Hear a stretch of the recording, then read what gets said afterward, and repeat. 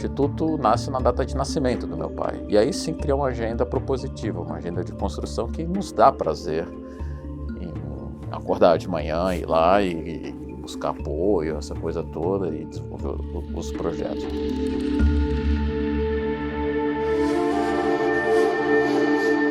Bom, na realidade nunca houve esse projeto, até 2008, né? A família, a gente achava que em algum momento as pessoas iam esquecer dessa história, que o tempo ia levar para o esquecimento ou sair do interesse ah, das pessoas. Existe o prêmio Vladimir Herzog, né? Então, na realidade, em 78 foi criado o prêmio, que é uma coisa que sempre levava para a pauta a história do meu pai, em outubro, por conta da celebração da cerimônia de entrega do prêmio. E nessa época sempre a família acabava sendo abordada para dar um depoimento, compartilhar documentos, fotografias para então a gente recebia um contato muito forte da imprensa e às vezes de alguns estudantes ou até pesquisadores. E era um processo cíclico, né? Então, tipo assim, sei lá, no 5º ano da morte aumentava, aí depois diminuía, aí no 10º aumentava, diminuía. Ou acontecia algum evento, eleições no Brasil em 85, joga mais foco, enfim, coisas da história do Brasil que se correlacionavam com o caso do meu pai, às vezes trazia de novo o caso do meu pai como uma pauta de interesse e chamava novamente o olhar das pessoas, e as pessoas iam conversar com a gente e pedir. Em 2008, foi o 30º prêmio Vladimir Herzog. Exato, 30º prêmio Vladimir Herzog. E foi criado um prêmio especial com apoio do Centro de Informações das Nações Unidas e da Secretaria Especial de Direitos Humanos, o Vlado Vitorioso, que foi conferido a algumas pessoas que tiveram destaque ao longo desse tempo na defesa dos direitos humanos ou correlatas ao caso Vladimir Herzog. Bom, eu sou engenheiro, mas eu tive várias encarnações, eu costumo dizer, né? A minha primeira encarnação profissional foi na área de tecnologia, né? Então eu trabalhei com programação de computador, aprendi sozinho, eu gostava dessas coisas. Então eu sabia fazer um site, por exemplo. Aí em 2008 eu falei assim, pô, todo ano o pessoal vem conversar com a gente dá fotografia, dá documento, perde a informação que sai imprecisa. Será que não seria o caso de a gente organizar isso daí de alguma maneira, botar na internet? Eu mesmo consigo fazer isso. Aí a pessoa quer uma foto, ela vai falar, qual foto você quer? Vai lá na internet, escolhe uma, você vê, eu te mando o arquivo em alta. Colocar a história do caso Herzog em documentos na internet, bem preparada, essa coisa toda, para que tenham referências boas, sólidas. E essa ideia nasceu no final da entrega da cerimônia no ano de 2008. Eu comentei com algumas pessoas que habitualmente frequentavam o prêmio Vladimir Herzog, que foram colegas do meu pai, jornalistas, amigos da família, tal. Todo mundo começou a achar uma ideia muito boa, e aí começou a surgir a ideia disso se tornar uma organização, um organismo, uma pessoa jurídica, né? E eu costumo dizer que foi um processo de gestação como de fazer um filho, porque a gente começou a pensar em outubro e o Instituto nasce no final de junho, né? Foram 8 meses de gestação, né? E essa gestação, na realidade, foi um grande planejamento estratégico. O que seria o Instituto Vladimir Herzog? Qual seria a sua missão? Qual seria o seu papel? O que a gente quer com esse Instituto? O que a gente quer? Onde a gente quer chegar, né? E a primeira ideia que a gente teve era um trabalho realmente de criar um acervo, de organizar essa memória, primeiramente do meu pai, mas rapidamente começou a perceber que existia um potencial muito grande de organizar a história sobre o que aconteceu, o que foi essa perseguição política, o que foi a ditadura, o que foi essa história política daquele período. E também a gente, logo de início, até muito pela natureza das pessoas que formaram o primeiro conselho do Instituto, a gente também tem um papel de apoio ao prêmio Vladimir Herzog, que é um prêmio que busca proteger, valorizar o trabalho daqueles jornalistas que fazem matérias sobre direitos humanos, sobre a defesa dos direitos humanos e proteger esses comunicadores. Na realidade, o prêmio ele tem muito esse papel, né? Ele é um prêmio que não tem premiação em dinheiro, é só o mérito. Mas quando você coloca visibilidade sobre o ganhador, você cria uma rede de proteção a esse comunicador, né?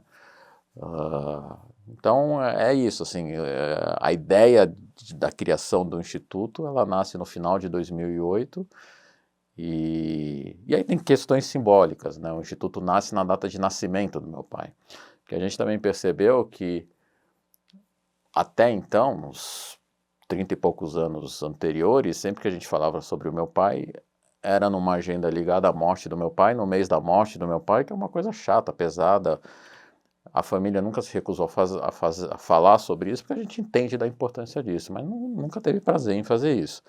O Instituto nasce na data de nascimento do meu pai, e aí sim cria uma agenda propositiva, uma agenda de construção que nos dá prazer em acordar de manhã, ir lá e buscar apoio, essa coisa toda, e desenvolver os projetos. Uma coisa de dar continuidade de alguma maneira ao que meu pai fazia, né?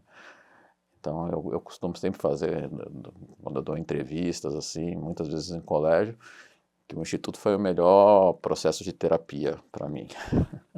Resolver as questões sobre como tratar a história do meu pai e aliviar, né? Sair de uma coisa pesada para uma coisa leve, para uma coisa que nos traz orgulho. Não dá para dizer que eu tenho orgulho da morte do meu pai, mas eu tenho muito orgulho do trabalho do Instituto.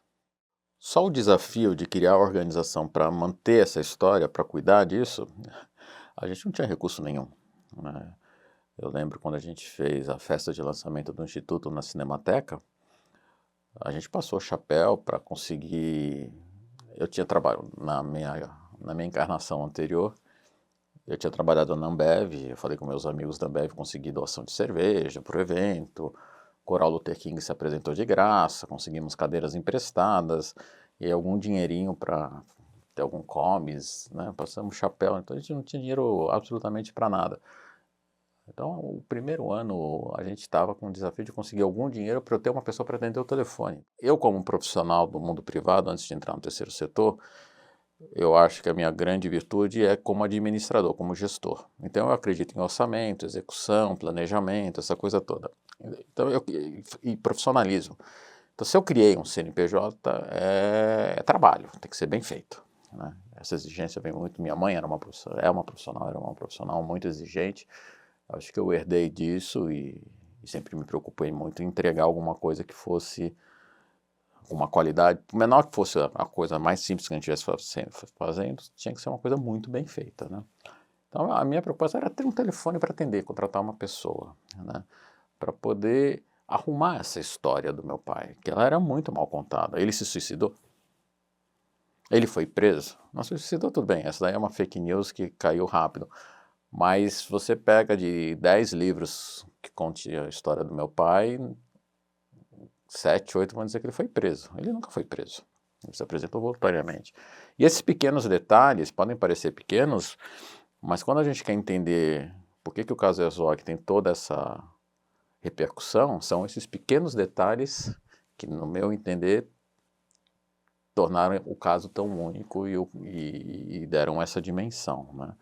Então, era muito importante contar a história do processo do caso Herzog, todo o caminho, eu estava até agora há pouco conversando sobre isso, todo o caminho jurídico, toda a luta que a família até hoje faz, quase 50 anos, a gente continua, a justiça ainda não foi feita, né? E que é muito importante, né? Então, a minha motivação já era um desafio bastante grande criar esse processo de organização, né? E eu não trabalhava, eu tinha um emprego, né, que pagava minhas contas. No instituto eu estava procurando contratar uma estagiária para isso. E ela ia sentar, minha mãe tinha um escritório, ela ia sentar lá no canto lá do escritório com uma linha telefônica, ficar arrumando essas informações, organizando as coisas. Aí o que aconteceu é que nesse processo de busca de recursos, foram aparecendo oportunidades de fazer projetos,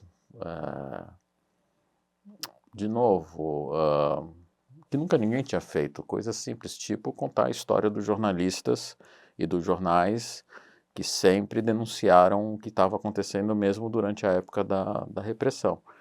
Então, o primeiro projeto do Instituto Palpável foi a edição facsímile do jornal Ex, que é o primeiro projeto de memória mais estruturado que a gente fez. Um dos nossos conselheiros da ASE falou assim, olha, tem uma coleção do jornal Ex. Aí um outro conselheiro falou assim, eu conheço o presidente da imprensa oficial. Foi um projeto que a gente fez, o projeto gráfico feito pelo Kiko Farcas, meu pai era amigo do pai dele, do Thomas Farcas. Foi todo feito com um trabalho voluntário. E a gente fez uma edição maravilhosa daquilo lá, né? Fizemos até um número 0 que contava a história daquele jornal, que foi um jornal que acabou porque não denunciou a morte do meu pai. A denúncia que ele fez da morte do meu pai fez o próprio jornal desaparecer porque todos os diretores foram presos, né? Então existia, isso é muito interessante, acho que existia uma vontade de várias pessoas que estavam aí pelo mundo, que viveram aquela época, que lutaram pela redemocratização e que sofreram muito durante a ditadura, de alguma maneira colaborar, contar um pouco das histórias enfim, de também organizar as histórias delas.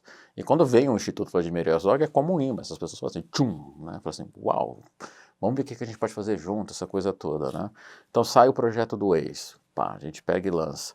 Aí quando lança isso daí, a gente, na busca de dinheiro, a gente tem um encontro com Franklin Martins, e ele fala assim, por que isso que vocês fizeram para o Ex, vocês não fazem para toda a imprensa alternativa? E cria um plano anual de atividades. Daí que nasceu a história de plano anual de atividades, Lei Rouanet, eu nem sabia o que era isso. Aí, pô, vamos desenhar aqui o que é isso daí. Então vamos entrevistar 50, 60 jornalistas que trabalharam na imprensa alternativa. O que é imprensa alternativa? Tinha a que circulava em banco de jornal, tinha a clandestina, tinha a do exílio, tinha dos metalúrgicos, tinha das mulheres, tinha dos estudantes, tinha LGBTQI daquela época. Então tinha, assim, é um material cultural, educacional tão vasto que existia que, de novo, estava intocável. Era uma mata virgem que tinha sido muito pouco explorada, né?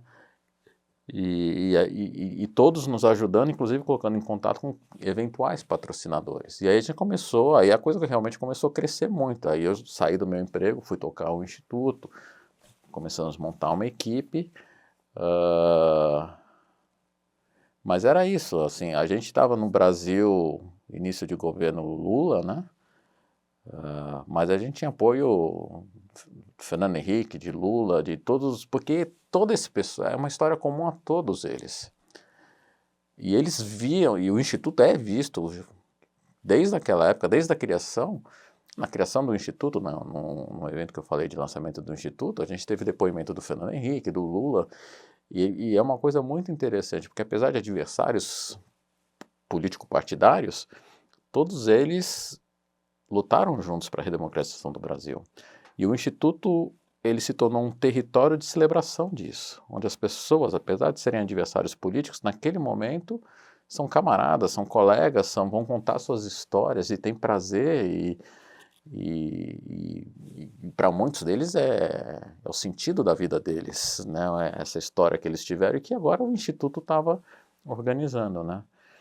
A gente está falando sobre a área de memória do Instituto de Acervo, é isso, a gente teve e tem muita coisa para fazer. E sempre, o limitador sempre é recursos, mas com certeza a gente conseguiu fazer muito mais coisa nos primeiros anos do Instituto do que o dinheiro que a gente usou.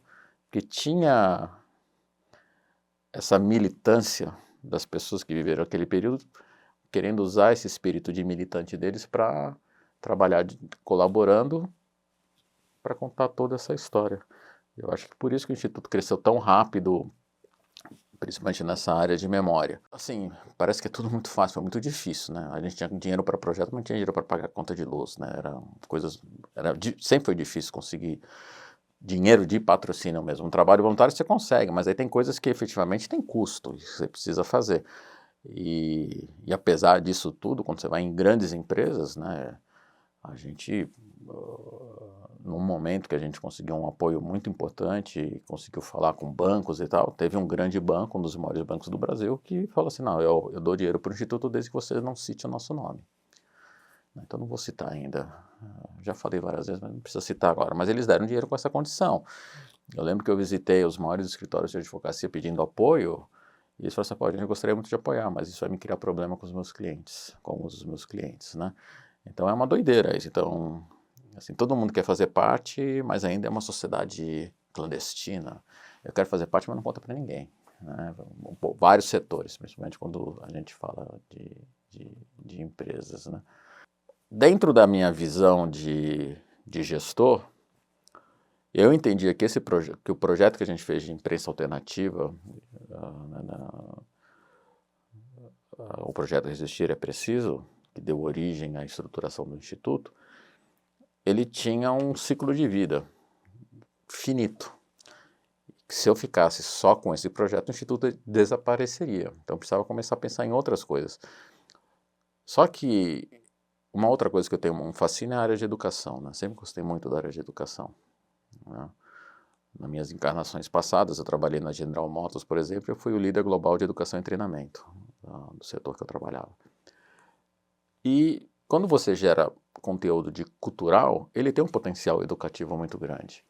E pelo fato de a gente usar muita Lei Rouanet nos projetos de memória, a Lei Rouanet, quando a gente fazia livros, dizia que a gente tinha que doar esses livros para escolas e bibliotecas. E a gente falou assim, tudo bem, se eu pegar e doar esse livro, simplesmente ele vai ficar lá. Agora, se eu doar ele junto com um processo que se integre a um currículo, aí eu crio um potencial de realmente agregar valor educacional com isso que eu estou fazendo. E aí que nasceu a ideia de criar o Vlado Educação, a área educacional do Instituto, que talvez seja a minha menina dos olhos dourados, assim, uma coisa que eu realmente tenho um carinho muito especial, não que eu não tenha carinho pelos outros, mas quando a gente fala em construir, né, em colaborar para a construção de uma faculdade, de uma sociedade, eu acredito que é através da educação, através do conhecimento é a principal ferramenta. Num dos projetos que a gente fez de memória, um seminário sobre memória e verdade, a gente teve um convidado, o Américo Calcaterra, um comissionado da ONU, que falou uma coisa que também foi muito importante para pensar no lado da educação. Ele falou que os únicos países do mundo que conseguiram reduzir a violência urbana de maneira sustentável foram aqueles países que adotaram educação em direitos humanos no seu currículo. E, tipo, assim, quem é que ia fazer isso aqui no Brasil? Quem tem isso no DNA é o Instituto Vladimir Herzog. Então, a gente, na hora que começou a pensar no Vlado Educação e também com um processo de planejamento estratégico, o que vai ser o Vlado Educação?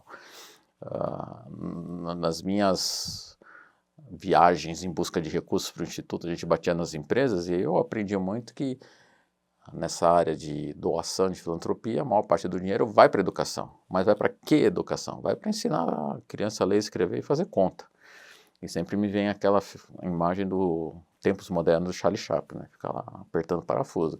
Eu não acho que um cidadão se faz aprendendo a ler e escrever. Eu acho que é necessário isso.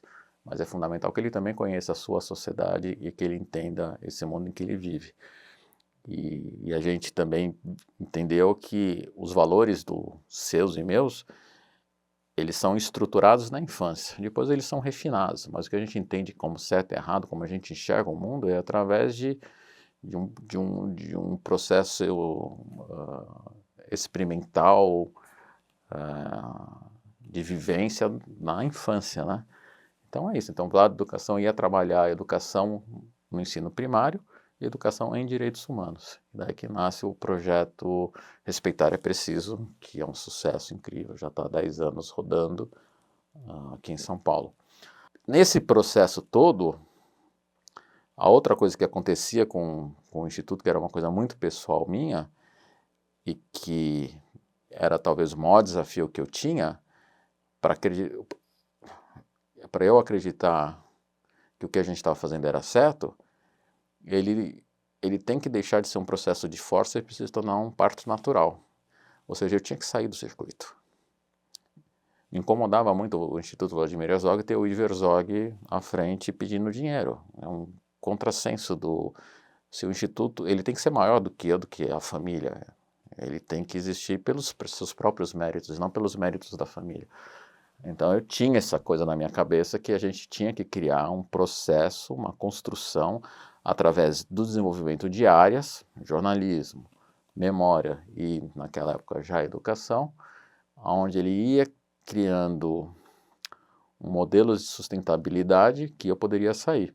E começou a chegar perto desse momento, eu percebi que o Instituto estava começando a ficar maior do que eu, e eu faço uma brincadeira, mas é verdade, que o mundo tem 7 bilhões de pessoas, então estatisticamente tem alguém melhor do que eu para fazer o que eu faço. É estatística isso.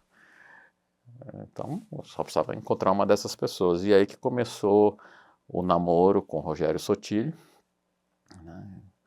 Então, era um instituto que mal se parava em pé ainda financeiramente, eu só queria trazer o ministro de Direitos Humanos para tocar o instituto, né? Então, isso era uma outra coisa que eu aprendi na minha época de Ambev. A gente tem que sonhar grande. Dá o mesmo trabalho que sonhar pequeno. Por que eu vou ficar sonhando pequeno? Eu sonho grande e dali a gente ajusta as coisas. E aí a gente fez uma construção que demorou, né? Veio o impeachment da Dilma, o Rogério saiu do governo, aí ele tinha que ficar um tempo fora. Veio, a gente fez um processo de transição duro, difícil para mim pessoalmente. É tipo você ter um filho e o filho sair de casa. Não é fácil para os pais, né? Assim, tipo assim, não dava mais para eu dar boa noite pro filho à noite. Sair de casa. Então foi doloroso eu conseguir eu ocupar o papel que eu ocupo hoje da maneira correta, que é no conselho, saindo do operacional, né? Mas foi bem construído, foi bem sucedido e o Instituto vem trazendo os resultados que tem trazido, né? O que eu acho que é interessante é esse processo de desenvolvimento orgânico, onde, por uma demanda lá atrás, durante 40 anos, sobre história, nasce o Instituto cuidando de memória. Esse trabalho de memória, de maneira orgânica, se desdobra em educação também. Então, a gente traz uma área de educação.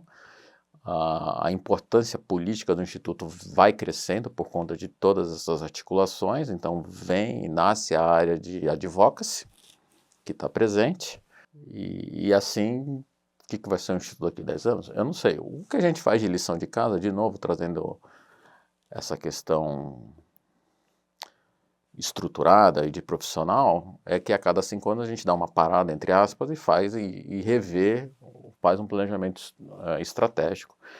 Porque o mundo no nosso entorno muda e o Instituto muda, os potenciais do Instituto mudam.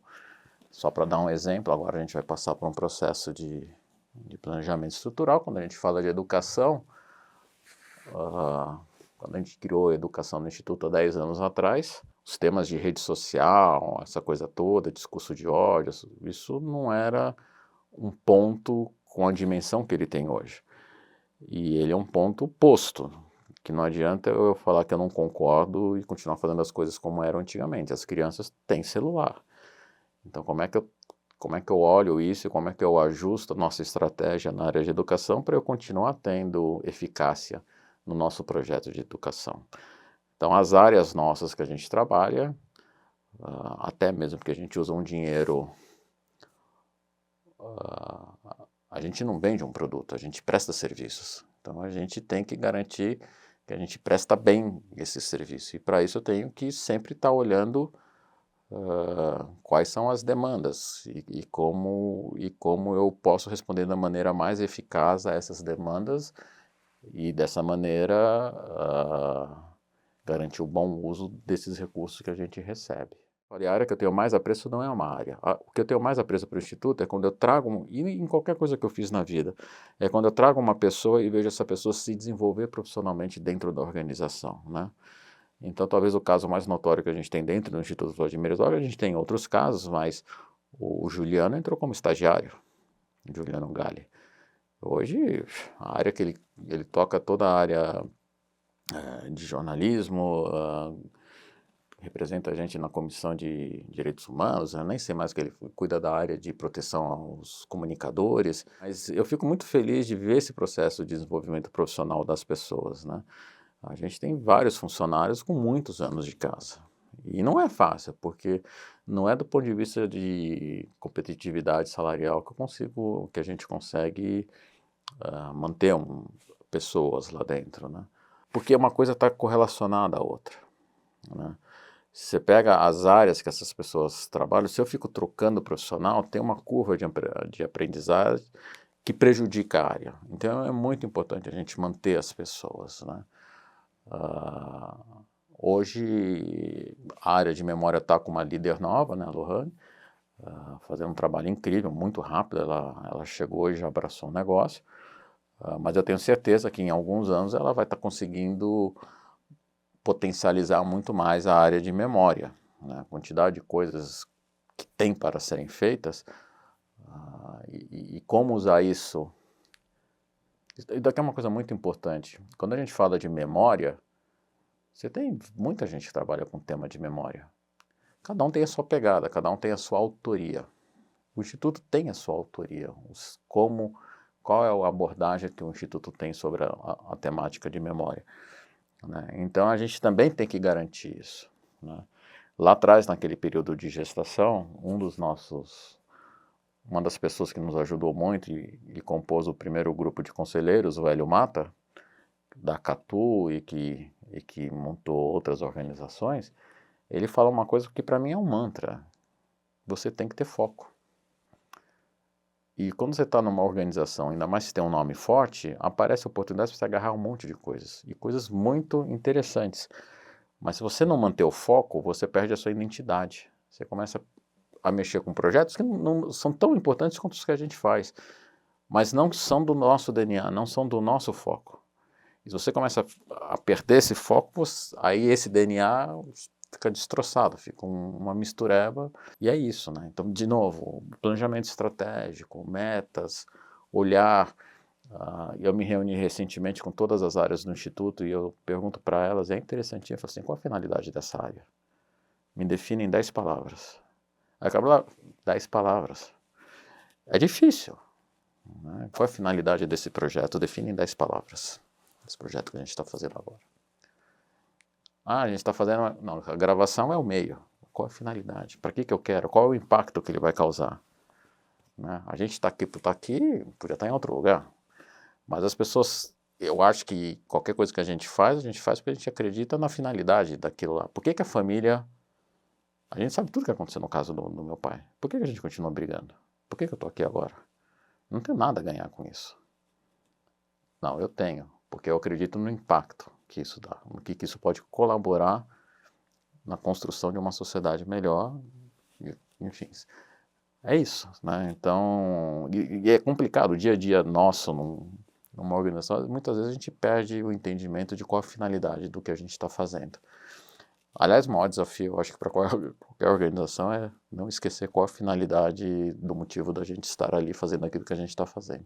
E é a responsabilidade do conselho ficar fazendo essa provocação, né? Então, talvez o trabalho que eu faço hoje em dia é muito esse, de ficar fazendo essa provocação. Mas por que a gente está fazendo isso? O que isso tem a ver com a nossa missão? A nossa missão é essa. E não cabe a equipe do Instituto mudar a missão.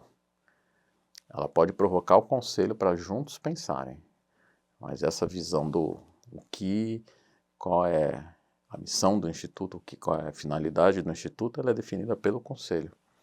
Como a gente vai fazer isso? Aí a equipe do Instituto tem um papel vital de encontrar os caminhos da maneira mais estimulante, impactante, apaixonante de como fazer isso. E é o que tem talvez, acho que é a grande virtude dessa equipe que a gente sempre teve, maravilhosa, pensando em projetos incríveis, Usina de Valores, outro projeto revolucionário de disputa de valores na área aí dos direitos humanos. Enfim, eu mesmo já não sei mais todos os projetos que o Instituto faz,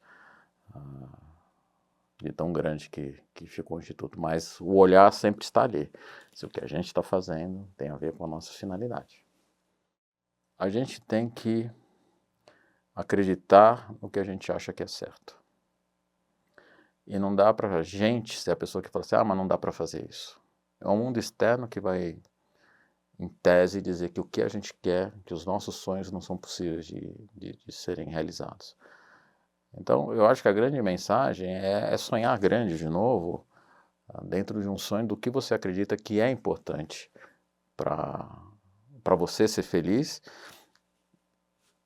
E eu espero que para você ser feliz, faça parte um dos principais ingredientes seja viver numa sociedade, num coletivo mais feliz, melhor, com mais dignidade humana, com mais respeito, com mais paz, né?